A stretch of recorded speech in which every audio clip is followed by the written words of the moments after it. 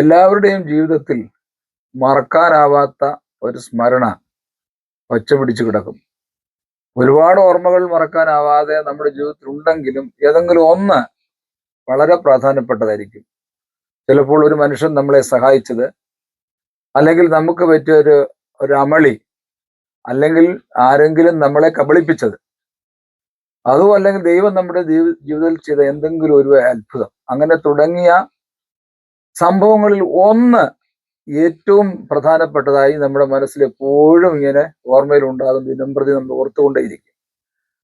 അങ്ങനെയുള്ള നമ്മുടെ മായാത്ത സ്മരണകൾ നമ്മുടെ സമൂഹത്തോട് പ്രസന്റ് ചെയ്യുന്ന ഒരു പ്രോഗ്രാമാണിത്. CC വിഷൻ മായാത്ത സ്മരണ പങ്ക്തിയിലേക്ക് ഏവർക്കും സ്വാഗതം. ഇന്ന് നമ്മോട് സംസാരിക്കാൻ എത്തിയിരിക്കുന്നത് ചിക്കാഗോയിലെ ഇന്ത്യ പെന്തക്കോസ്ത് ദൈവസഭയുടെ സീനിയർ ശുശ്രൂഷകനായ ജോസഫ് കിഴക്കേടത്ത് എന്ന ദൈവഭൃത്യനാണ്. അദ്ദേഹത്തിന്റെ ജീവിതത്തിലുണ്ടായ രസകരമായ ചില അനുഭവങ്ങൾ, മായാതെ മറക്കാതെ മനസ്സിൽ കൊണ്ടു നടക്കുന്ന ചില രസകരമായ അനുഭവങ്ങൾ ഇന്നിവിടെ പങ്കുവെക്കുകയാണ്. അപ്പം സ്വാഗതം. വളരെ സന്തോഷം ഇങ്ങനെ ഒരു അവസരം ഒരുക്കി തന്നതിന്. Thank you.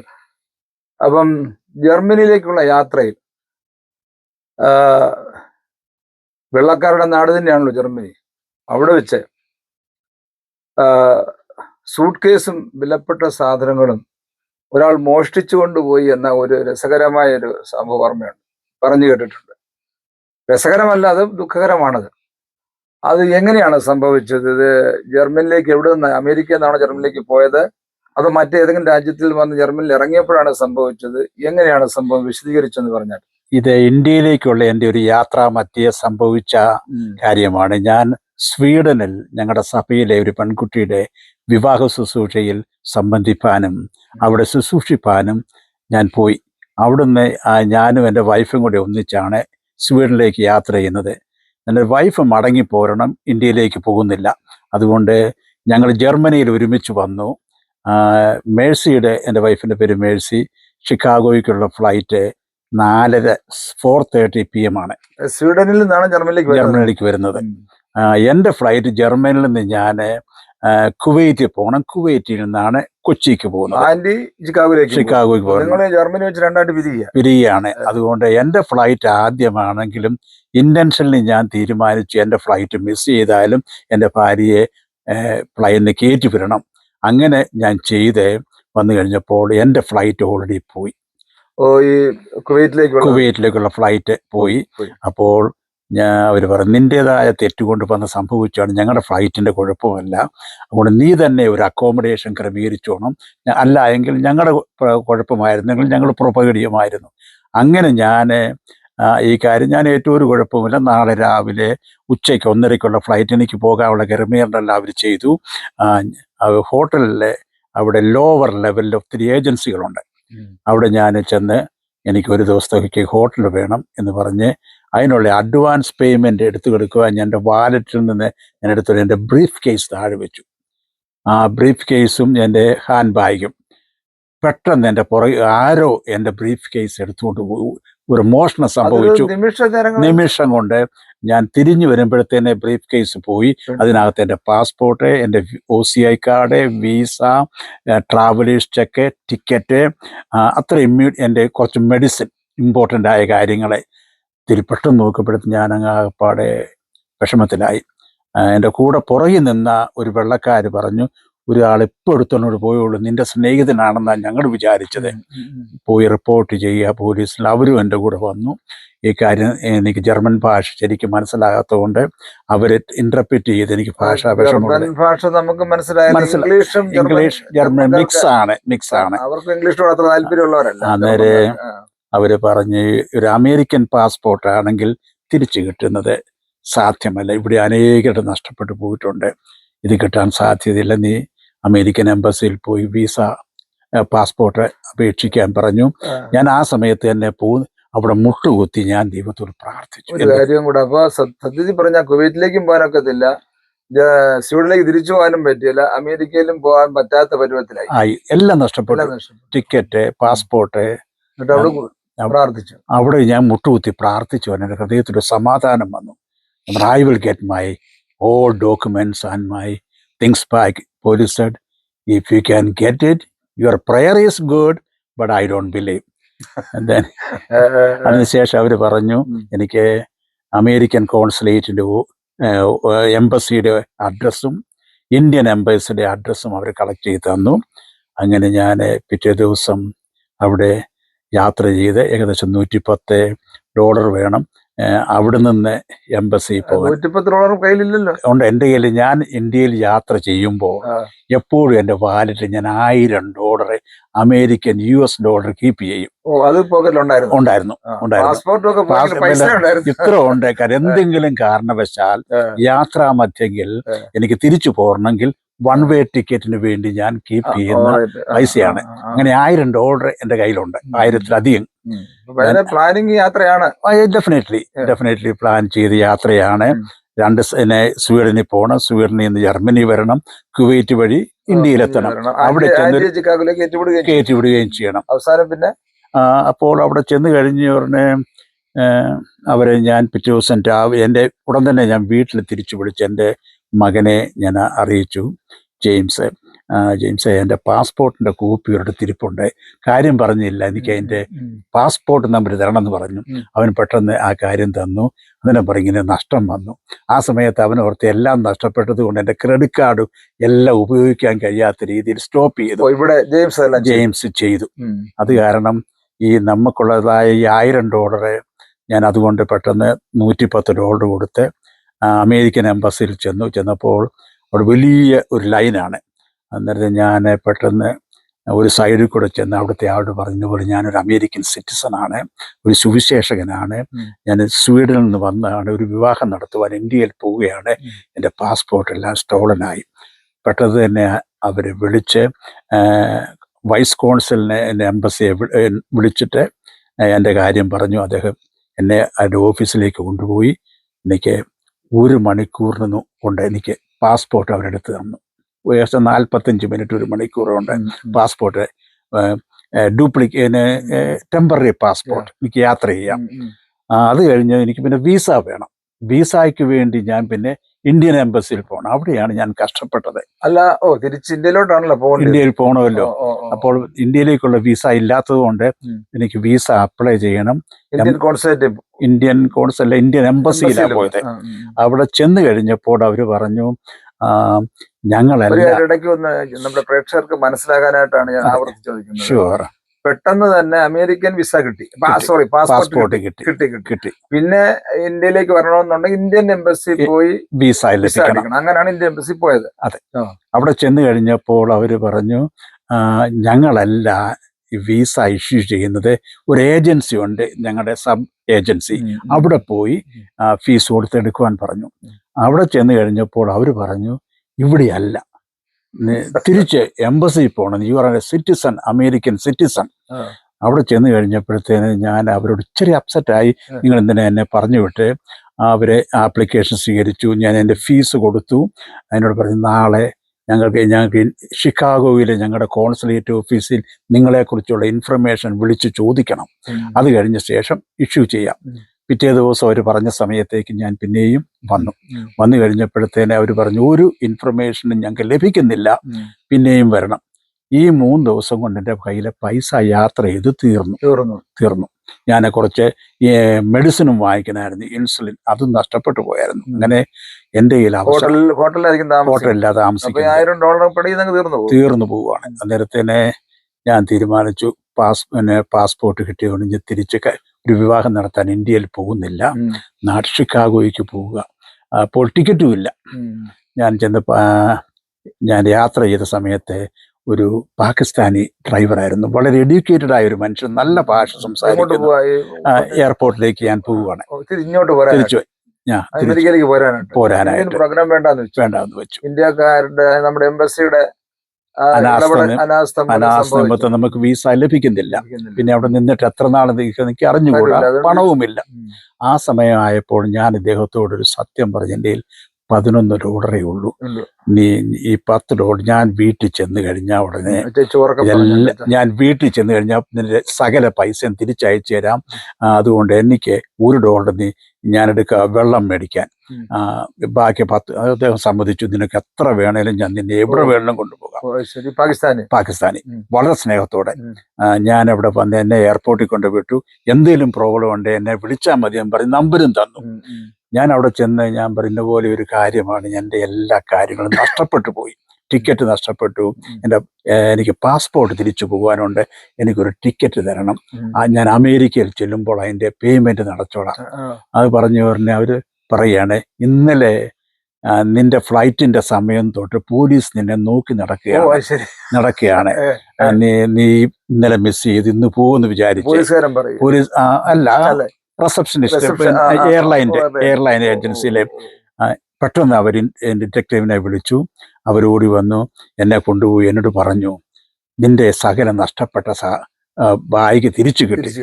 എനിക്ക് വിശ്വസിക്കാൻ കഴിയും. ഞാനത് കേട്ട ഉടനെ അവിടെ നിന്ന് ഒരു വലിയ റിവൈവൽ മീറ്റിംഗിൽ ദൈവത്തിന് മഹത്വം കൊടുക്കുന്ന പോലെ ഞാൻ നൃത്തം ചെയ്ത് thank you lord, praise the lord, ഞാനങ്ങൾ ദൈവത്തെ സ്തുതിക്കാൻ തുടങ്ങി. വലിയ ആൾക്കൂട്ടമാണ് എയർപോർട്ടിലെ, ലോകത്തിലെ ഏറ്റവും വലിയ എയർപോർട്ടിൽ ഒന്നാണ് ഫ്രാങ്ക്ഫർട്ട്. 3-ാം ദിവസം. അപ്പോൾ അവര് ബാഗോടെ സംഭവിച്ചതാണ്. ആ സമയത്ത് വലിയ പെരുമഴയുടെ കാലമാണ് ജർമ്മനിയിലെ.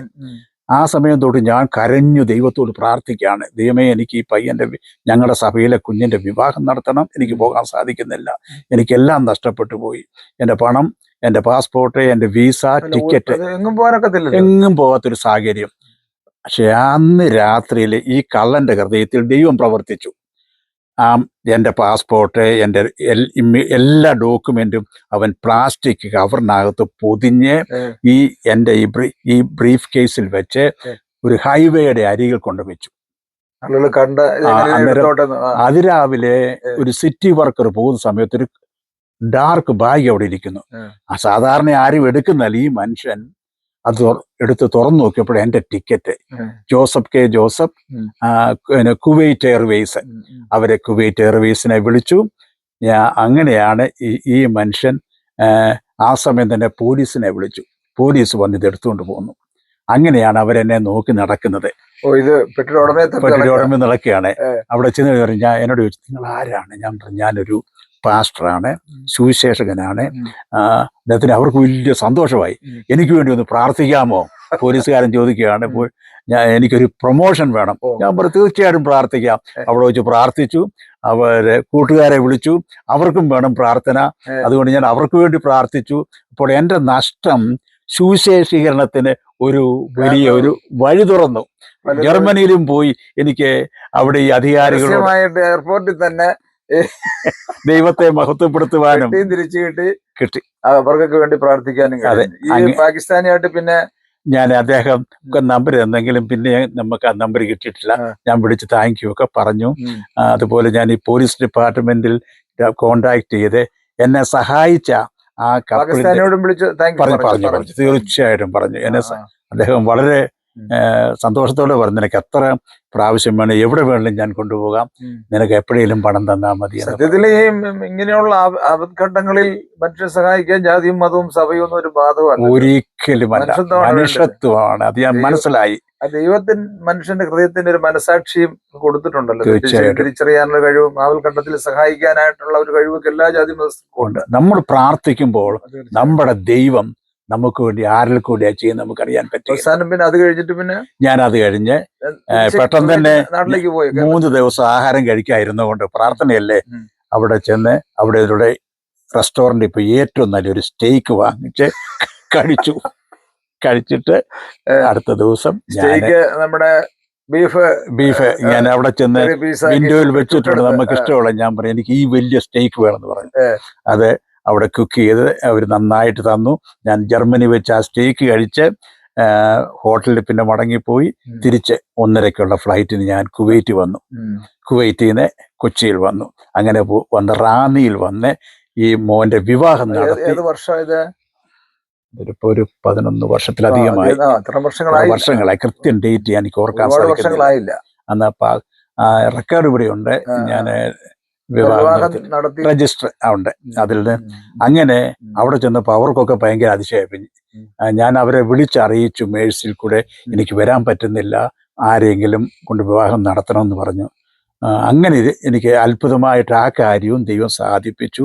ദൈവം അവങ്കിലേക്ക് നോക്കിയവർ പ്രകാശിതരായി അവരുടെ മുഖം ലജ്ജിച്ചു പോയതുമില്ല. അത് അങ്ങനെ ഒത്തിരി അനുഭവങ്ങളുണ്ട്. നമ്മുടെ പ്രേക്ഷകർ ശ്രദ്ധിക്കേണ്ട ഒരു കാര്യമുണ്ട്.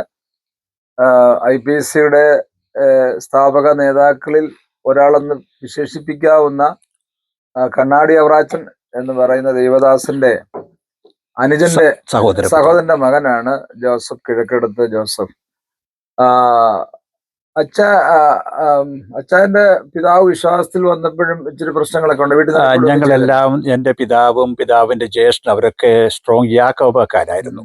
അങ്ങനെ വിശ്വാസത്തില് കൊച്ചുകുഞ്ഞുങ്ങളുടെ ഉപദേശിച്ച പ്രസംഗം കേട്ട് എന്റെ പിതാവ് രക്ഷിക്കപ്പെട്ടു കഴിഞ്ഞു പറഞ്ഞ വീട്ടിൽ നിന്ന് എന്റെ വലിയപ്പച്ചൻ ഇറക്കി വിട്ടു. ഈ അക്കാലത്ത് വലിയ വിഷമാണ്. അന്ന് ഒരു 85 വർഷം മുമ്പുള്ള കാലമായി പറയുന്നത്, 85-90 വർഷം മുമ്പുള്ള. അത് കഴിഞ്ഞ് പെട്ടെന്ന് പാസ്റ്റർ K. എബ്രഹാം കോട്ടയം പ്രദേശങ്ങളിൽ വന്ന് ഇങ്ങനെ പലയിടങ്ങളിൽ യോഗം നടത്തി.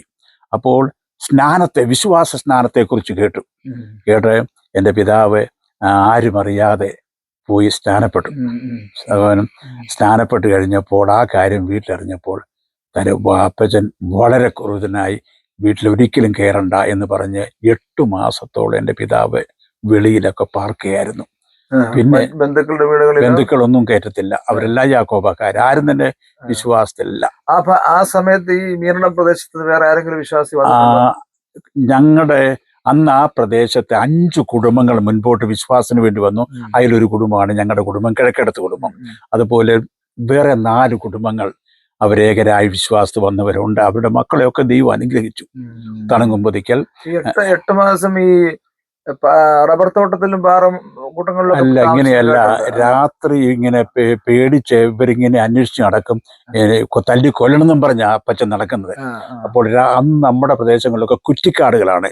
അവിടെ രാത്രിയിൽ അച്ചായൻ പോയി അവിടെ ഒളിച്ചിരിക്കും. നേരത്തിന് അച്ചായൻ ഇരിക്കുന്നിടത്തും ചുറ്റും ഒത്തിരി കുറുക്കന്മാർ വരും. അച്ചായൻ ഇങ്ങനെ പ്രാർത്ഥിച്ചുകൊണ്ടിരിക്കുമ്പോൾ കുറുക്കന്മാർ കൂവിക്കൊണ്ടിരിക്കും. അവരിങ്ങനെ ഒരു 4 മണി 5 മണിയാകുമ്പോൾ ഇതങ്ങ് പോകും, വെളുപ്പിനങ്ങ് പോകും. പിന്നെ ഇതിനെ കാണത്തില്ല. അങ്ങനെ ഇരിക്കുമ്പോൾ ഒരു ദിവസം ഒരു വലിയ പ്രകാശം അവിടെ വന്നു. അന്നേരം അച്ചായൻ ഓർത്തു, അന്ന് നമ്മുടെ ഇലക്ട്രിസിറ്റി നമ്മുടെ നാട്ടിലില്ല, പെട്രോൾ മാക്സുമായിട്ട് തന്നെ കണ്ടുപിടിക്കാൻ വരുവാണെന്നുള്ള ചിന്തയാണ്. കണ്ണു തുറന്നപ്പോൾ കൂരിരട്ടെ. അപ്പോൾ ദൈവം പിന്നെയും പ്രാർത്ഥന പറയും, നിന്റെ സ്വന്തമല്ലാത്ത ദേശത്ത് നിന്ന് ഞാൻ ഇവിടുന്ന് വിടും, നിന്റെ അവസാനം അവിടെയായിരിക്കും, ഞാൻ നിന്നെ അനുഗ്രഹിക്കും എന്ന് ദൈവം വാഗ്ദത്തം കൊടുത്തു. ആ അച്ചായനെ അതിനുശേഷം ദൈവം വളരെ അനുഗ്രഹിച്ചു. എന്നിട്ടും ഈ വീടുകളിൽ കയറ്റാതായി ഷെയർ വല്ലതും കിട്ടിയോ? ഞങ്ങൾക്ക് അവസാനം അപ്പച്ചൻ വിശ്വാസി വന്നോ? ഇല്ല, വന്നു ചില വർഷങ്ങൾക്ക് ശേഷം കഴിഞ്ഞപ്പോൾ ഞങ്ങളുടെ കുടുംബത്തിൽ പലരും വിശ്വാസത്തിൽ വന്നു. അവസാനം അപ്പച്ചൻ ഞങ്ങളുടെ കൂടെ വന്ന് ആരാധിച്ച് സഭായോഗത്തിന് വരുമായിരുന്നു. വന്ന് അവസാനമായി നല്ല ഓർമ്മയുണ്ട്. അപ്പോൾ എന്നും അച്ചായൻ ഉച്ചയ്ക്ക് ഞങ്ങളുടെ വീട്ടിൽ നിന്ന് ആഹാരം കഴിക്കുന്നത് അച്ഛൻ, ഞങ്ങൾ പോയി ഞാനും എൻ്റെ അനിയനും കൂടി അപ്പച്ചനെ പാപ്പൻ്റെ വീട്ടിൽ നിന്ന്, അച്ചോയിപ്പാവിൻ്റെ വീട്ടിൽ നിന്ന് കൊണ്ടുവരും. പിന്നെ അപ്പച്ചൻ്റെ അപ്പടെ പ്രയാസമെല്ലാം മാറി. പിന്നെ ഞങ്ങൾ കുടുംബമായി വൈദ്യന്മാരായിരുന്നു. അങ്ങനെ ഞങ്ങളുടെ വീട്ടിൽ അനേകർ വരും. അന്നേരം അപ്പച്ചൻ പഴയ വൈദ്യനാണ്. അപ്പച്ചൻ അവിടെ ഇരിക്കും, ഇവരെല്ലാം കാണും. അങ്ങനെ വളരെ സന്തോഷത്തോടെ അവസാനം അപ്പച്ചൻ ഈ രക്ഷാനുഭവത്തിൽ വന്ന് 8 മാസം കാട്ടിക്കൂടെ ഓടിപ്പിച്ച് വിട്ട ഈ അപ്പച്ചനും വിശ്വാസത്തിൽ വന്നു നിശ്ചയമായി വന്നു. അങ്ങനെ വിശ്വാസത്തിൽ അടിയുറച്ച് നിന്നു. അതിൻ്റെതായ നന്മകളും ഒക്കെ വലിയമ്മച്ചി വിശ്വാസത്തിൽ വന്നു. ആ പ്രദേശത്തൊക്കെ നിറയെ വിശ്വാസികൾ ചെന്നാലും അനേക ഇവിടെ വരുന്നത്, ചിക്കാഗോയിൽ വരുന്നത് ഞാൻ 1969 ജനുവരി മാസം 69 എന്ന് പറയുമ്പോ ഏകദേശം 57 വർഷത്തോളം കഴിഞ്ഞു. ഞാനിവിടെ 1968 ഞാന് കർത്താവിന്റെ എൻ്റെ അച്ചായന്റെ ആഗ്രഹവും ഞാനൊരു വൈദ്യനായി പിന്നെ അലോപ്പതി കൂടെ പഠിച്ച്, ഞങ്ങൾ ആയുർവേദിക് വൈദ്യന്മാരാണ്, പോകണമെന്നായിരുന്നു. അതിനുവേണ്ടിയുള്ള അഡ്മിഷനും എനിക്ക് കിട്ടി മെഡിക്കൽ കോളേജിൽ നാഗപ്പൂരിൽ. അങ്ങനെ പോകാനൊക്കെ ആഗ്രഹിച്ചിരിക്കുമ്പോൾ ഞാൻ ദൈവശബ്ദം കേട്ടു, കർത്താവിനോട് സംസാരിച്ചു. 1968 നവംബർ മാസം 18 ഇന്നുപോലെ ഓർക്കുന്നു. നിന്നെക്കുറിച്ച് ഞാൻ ആഗ്രഹിക്കുന്നത് നീ എൻ്റെ ദാസനായി ജീവിക്കണം, സുവിശേഷത്തിന് വേണ്ടി ഇത് വേർതിരിയണം. അന്ന് ഞാൻ 1968 നവംബർ മാസം 18 വെളുപ്പിനെ 5:30 എൻ്റെ കർത്താവിനോട് ഞാൻ എഗ്രി ചെയ്തു. ഇനി എൻ്റെ സിസ്റ്റമുള്ള ആയുസ് എൻ്റെ കർത്താവിന് വേണ്ടി ഞാൻ പ്രവർത്തിച്ചു. പഠനത്തുമായിട്ട് ബന്ധപ്പെട്ടാണ് ഇവിടെ എത്തിയത്. അതെ, അങ്ങനെ പെട്ടെന്ന് ഇനി അത് നമുക്ക് പറയാം. അപ്പം എത്തി, പിന്നെ ഇപ്പോൾ ബൈബിൾ സ്കൂളിൽ പഠിച്ചു, സംഭവങ്ങളൊക്കെ അതൊരു വലിയൊരു വേറൊരു സ്റ്റോറി ആയതുകൊണ്ട് അത് വേറൊരു രീതി നമ്മൾ ചെയ്യേണ്ടി വരും. ഇപ്പൊ നമുക്ക് ഇവിടെ കൊണ്ട് അത് അവസാനിപ്പിക്കാം. അങ്ങനെ ഈ കുറ്റിക്കാടുകളിൽ 8 മാസം അന്തി ഉറങ്ങി ഓടി നടന്ന ഈ അപ്പച്ചൻ, വീട്ടിൽ നിന്ന് ഇറക്കി വിട്ട അപ്പച്ചനും അവസാനം ഇവിടെ അമേരിക്കയ്ക്ക് വന്ന് കണ്ട് നിങ്ങളോട് ഒരുമിച്ച് താമസിച്ചാണ് അദ്ദേഹം നിത്യയിലേക്ക് ചേർക്കപ്പെടുന്നത്, അല്ലേ? അതെ, അതാണൊരു വലിയ അനുഭവം. അപ്പോൾ നമ്മള് മായാത്ത സ്മരണ എന്ന് പറയുന്നതാണ് പങ്ക്തി. നമ്മുടെ കഥ പെട്ടി എടുത്തുകൊണ്ട് കള്ളൻ ഓടിയതും അത് തനിയെ അവൻ തിരിച്ചു കൊണ്ട് കൊടുത്തതും ഈ സമയങ്ങളിൽ ദൈവാത്മാവ് അങ്ങയോട് സംസാരിച്ചതുമായ കാര്യങ്ങൾ, അല്ലേ? കിട്ടും, ലഭിക്കും, ഉറപ്പിക്കുമെന്ന് പറയും. അതെല്ലാം ഭംഗിയായിട്ട് നടന്ന് തിരിച്ചു പോന്നു. ഇന്ത്യ ഗവൺമെന്റിന്റെ വിദേശത്തുള്ള ഓഫീസുകൾ ഇന്ത്യക്കാരോട് ചെയ്യുന്ന അനാസ്ഥയുടെ ഒരു കാര്യവും കൂടെ ഇതിനകത്ത് തീർച്ചയായിട്ടും. അതെ, ഏതായാലും ഈ ഒരു മായാത്ത സ്മരണ എന്ന് പറയുന്ന ഈ പങ്ക്തി, ഈ ഒരു അനുഭവം നമ്മളോട് പങ്കുവെച്ചതിൽ വളരെയധികം സന്തോഷമുണ്ട്. എനിക്ക് തോന്നുന്നു സ്വിറ്റ്സർലൻഡിലെ ഒരു കഥ കൂടെ വേറെ ഏതാണ്ട് ഉണ്ടെന്നില്ല, അതൊന്ന് ഓടിച്ചൊരു മിനിറ്റ്. ഞാൻ ആന്ധ്രയിൽ ഒരു പ്രവർത്തനം എനിക്കുണ്ട്. അവിടെ ഒരു അനാഥശാല, ബൈബിൾ സ്കൂള്. ഞാൻ അവിടെ പോയിട്ട് എൻ്റെ കൂടെ ഒരു കൂട്ടുകാരനും പ്രവർത്തനം കാണാൻ ആഗ്രഹിച്ചു, വെള്ളക്കാരന്. ഞങ്ങൾ അവിടെ ചെന്നപ്പോൾ ഞങ്ങൾ അദ്ദേഹത്തിന് ഇഷ്ടം പോലെ പൈനാപ്പിളെ അടിച്ചു കൊടുത്തു. പുള്ളിക്ക് അത് ഭയങ്കര ഇൻട്രസ്റ്റ് ആയി, പൈനാപ്പിൾ ജ്യൂസ്. അത് കഴിഞ്ഞ് ഞങ്ങൾ തിരിച്ച് കോട്ടയത്ത് പുള്ളിയെ കൊണ്ടുവരാമെന്ന് കാണാൻ എൻ്റെ വീട്ടിൽ വരണം എന്ന് പറഞ്ഞു. ഞങ്ങൾ വിജയവാഡയിൽ റെയിൽവേ സ്റ്റേഷനിൽ നിൽക്കുമ്പോൾ അവിടെ pineapple, Joseph can we drink some? ഞാൻ പറഞ്ഞു ഡോൺ, കുടിക്കരുതേ, അത് ലോക്കൽ വാട്ടർ ആണ്, നമുക്ക് അസുഖം പിടിക്കും. പുള്ളി സമ്മതിക്കുകയില്ല. ഞാൻ നേരത്തെ വെള്ളക്കാരനെ എൻ്റെ കൂട്ടുകാരനെ ഞങ്ങൾ രണ്ടുപേരും കുടിച്ചു. ഞങ്ങൾക്ക് അന്നേരം തൊട്ട് ഡയറിയ തുടങ്ങി. പച്ച മലയാളത്തിൽ പറഞ്ഞ അയ്യോ, അതുപോലെ കഷ്ടപ്പെട്ട് പിറ്റേ ദിവസം ഞങ്ങൾ വീട്ടിൽ വന്നിട്ട് മടങ്ങി പോവുകയാണ്. ആ പോകുന്ന വഴിക്ക് ഞങ്ങളുടെ ഫ്ലൈറ്റ് സ്വിറ്റ്സർലൻഡ് വഴിയാണ്. എനിക്ക് എയർപോർട്ടിൽ എപ്പോഴും ബാത്റൂമിലേക്ക് എനിക്ക് ഓടണം. അങ്ങനെ ഓടി പോകുന്ന എൻ്റെ കയ്യിൽ എൻ്റെ ക്രെഡിറ്റ് കാർഡ്, വാലറ്റ്, ഈ വാലറ്റ് എങ്ങനെയോ ഊരി അങ്ങ് പോയി ബാത്റൂമിൽ കയറണം. പിന്നെ നോക്കിയപ്പം കാണുന്നില്ല. ആകെപ്പാടെ വിഷമിച്ച് അതിനകത്ത് കുറെ $10,000 ഉണ്ട്. എനിക്ക് ഈ സംഭവം വന്നേ പിന്നെ എപ്പോഴും ഞാൻ നാട്ടിൽ പോകുമ്പോൾ ഒരു 1 വേ ടിക്കറ്റ് ഉള്ള പൈസ എൻ്റെ കയ്യിൽ എപ്പോഴും കാണും. അങ്ങനെ അവിടെ ഇരുന്ന് വിഷമിച്ച് അവിടെ നിന്ന് പ്രാർത്ഥിച്ചു. ഞാനും എൻ്റെ കൂട്ടുകാരനും പ്രാർത്ഥിച്ചു കഴിഞ്ഞപ്പോൾ എനിക്ക് മനസ്സിന് സമാധാനം വന്നു. പോയി. അത് കഴിഞ്ഞ് പോലീസ് ഡിപ്പാർട്ട്മെന്റിൽ അവിടെ അറിയിച്ചു. അവർ പറഞ്ഞു കിട്ടിയെങ്കിൽ ഞങ്ങൾ തരാം. അങ്ങനെ എനിക്ക് ഒരു വല്യപ്പൻ ഐ ഫൗണ്ട് എ വാലറ്റ് ഉറക്കെ വിളിച്ചു പറഞ്ഞുകൊണ്ട് വരുവാണ്, നടക്കുക. വാലറ്റ് കിട്ടി. ഞാൻ ദാറ്റ് ഈസ് മൈൻ. അതിനാണ് ഞാൻ പോലീസുകാരനെ ഓടി വന്നു. Give him $50. ഞാൻ പറഞ്ഞു I give him $100. He said എനിക്ക് ഒരു പൈസയും വേണ്ട, ഐ ഡോണ്ട് നീഡ് എനിത്തിങ്, മേടിച്ചില്ല. എന്റെ ഫ്ലൈറ്റ് പോകാൻ ഒരുങ്ങുക, എനിക്ക് ഇതിന്റെ ഓണറെ ഒന്ന് കണ്ടു കിട്ടിയാൽ കൊണ്ടിരിക്കുക. കൂടുതലും ഈ മായാത്ത ഓർമ്മയിൽ തങ്ങി നിൽക്കുന്ന അനുഭവങ്ങൾ ഉണ്ടായിട്ടുള്ളത് യാത്രയിലൊക്കെയാണ്. യാത്രയിലാണ്. ഇനിയെങ്കിലും ഇത്രയും പ്രായമായിട്ട് വാലറ്റൊക്കെ സൂക്ഷിച്ചൊക്കെ പഠിച്ചോ? അത് ചിലപ്പോഴും ഇപ്പോഴും ശരിക്കും പഠിച്ചിട്ടില്ല. ഓക്കെ, ഇത്രയും അനുഭവങ്ങൾ നമ്മുടെ വായനക്കാരോട് പങ്കുവെച്ചതിൽ, നമ്മുടെ കേൾവിക്കാരോട് പങ്കുവെച്ചതിൽ സന്തോഷം. ഇനി ഇവിടെ വന്ന് ബൈബിൾ സ്കൂളിൽ പഠിച്ച വേറെ കഥകൾ ഞാൻ കേട്ടിട്ടുണ്ട്. അത് നമുക്ക് വേറൊരു സെഗ്മെന്റിൽ പറയാം.